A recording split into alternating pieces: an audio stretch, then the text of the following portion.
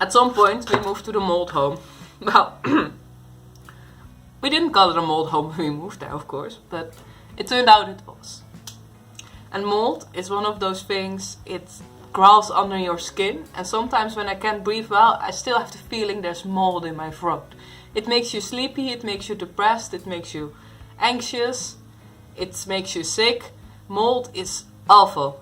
Nobody deserves to live in a mold house. I lived there for a few months, but the amazing thing was, let's start with something positive, the rooftop. It was the place where you could go to watch world pass by, to watch stars, to hang your laundry, and to just be. I love having a view. The rooftop was one of those places where I went to quiet down and to have peace of mind. Also, when I was living here, at some point I was meant to go home. But, let's call it April 22, something very specific happened. I think a lot of people know what I'm talking about. Namely, COVID happened! Yay!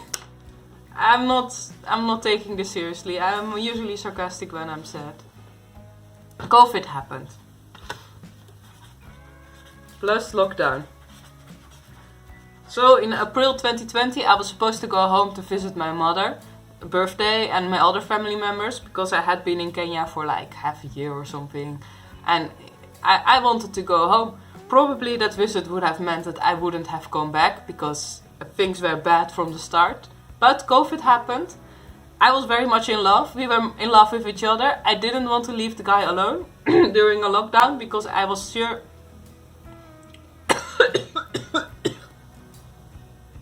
pardon, he wouldn't survive. So I stayed. And then more shady things happened. I don't want to go too much into details, but it turned out that he had a very interesting past with occult and justice. So it looked like a action movie, and people even talk as if they are in action movies. It's strange. So I lived in an action movie.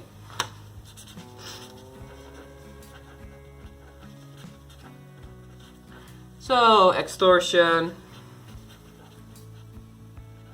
and a lot of fear, because I couldn't really get involved because white lady, but I saw the impact it has on my guy, and we couldn't really build on the relationship together, with the added stress of a curfew plus jail. 7 was curfew. If you were outside you would get a big fine and you were jailed, which was a very, very harsh measurement because the first corona death in Kenya was police violence, but let's not go there. Yeah, so this is what happened. He got jailed many times, so I wasted a lot of money and energy getting him out again, because jails are pretty terrible there. And you notice at some point how your brain is getting toxic, because you start entertaining the possibility of just letting him go to jail, and because it's easier, or like not stopping somebody suiciding, or not helping anyone anymore, and just let matters be. And I noticed that initially I was very disappointed with myself when I thought like that, because I loved him and I wanted to save people, because I thought I couldn't exist without that guy. It really messes with your mind, because also at some point you committed and you cannot really talk to anyone about what happened, because I still cannot completely talk about what happened because it's fucked up.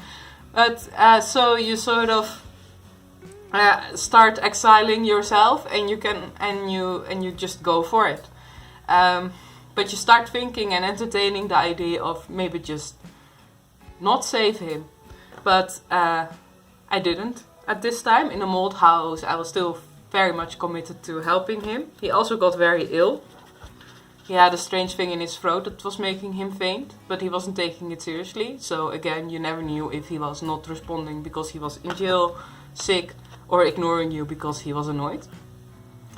I think that fucks with you the most. I had to really teach myself to not assume those things of my current boyfriend. Luckily, he understood where it came from and he was not annoyed that I needed a lot of confirmation. Now we're good. Here I also started to take my quilting more seriously. I got a lot of scraps from tailors and stuff like that. And I made pillows.